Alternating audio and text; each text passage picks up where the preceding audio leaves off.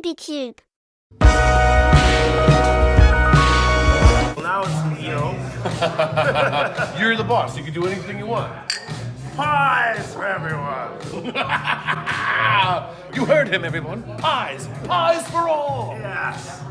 This has been really nice. Happy St. Patrick's Day. Likewise. Who would have thought, right? St. Patrick, I had no idea. I did not make, when you sent me the date, I did not. I didn't either. I was just sitting in the back of the room and I saw all the other comedians talking about St. Patrick's Day and I was like, oh fuck, thank God this is green.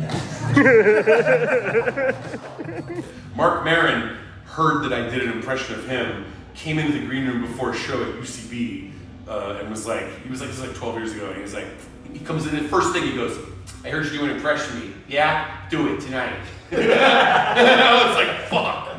So I had to do it on stage to please him, because I was on like right before him. That's how it works, like if the vets say, do this, like you're... I mean, I could have said no, but it's kind of like, hey, this is your chance. You're really going to make it if you can pull off a Mark Maron impression. He knows that you're going to say yes. Yeah. So I did it, and then afterwards he was like, that was good. He wasn't perfect, but he was good. Jessi Ventura sent me a message. I never met him in person, but he sent me a message back in, I think this was on Twitter. This is back when Twitter was a thing. Okay. And if it wasn't that, it would have been Facebook, but I think it was on Twitter. He sent me a message, and the subject, or the first line that you could see was, ha ha ha ha ha ha, in all caps, ha ha ha ha ha ha ha ha, from the Governor Jessi Ventura, verified. And I click on it, and then he's like, the message is like, nice impression, you got me. And then he asked me, then the next line was, he asked me what almost everyone I've ever met asked me. He goes, will you want to be on my podcast? And to that you answered... Well, I said, of course, Governor. And then we tried for like 6 weeks to do it.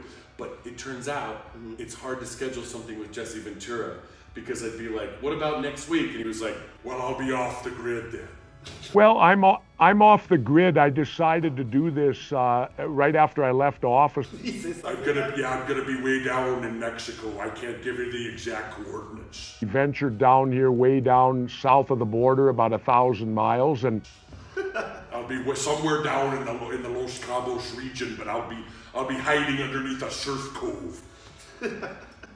And then, and I was like, well, let me know when you're in LA. And he was like, no problem. And then he, like the day before, one time he was like, tomorrow. And I was like, sure. And then, like, his studio got flooded or something. There was an incident in the flood. He was like what do you call him? The ceiling. The ceiling of shower, like for the fires and shit. Right? That's the Canadian version, right? what do they call it? The shower. The sprinklers. Sprinklers, there you go. Yeah, he was like, there was an incident. The sprinklers went off. The studio was ruined. They don't want us to have this podcast. And then it kind of petered out because it was back and forth for a few weeks, and I was like, let me know. And he was like, I'll be there when you least expect it. And that's where it's been. I feel like one of these. He will be there when I'll be performing on stage, and then like the curtain will pull out. And he'll be in like Predator makeup and be like, "It's time." Okay, so Bane. Oh yes, I'm Harley Quinn. So I'd like Gotham City.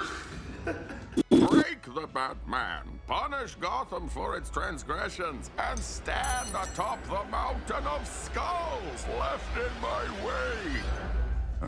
Anyway, I heard Harley. Morning. I'd like for you to give me your critique on my Bane impression. Do I want to see Bane? There's nothing I love more than Bane. Batman, you were born in the darkness. I think the darkness is your friend.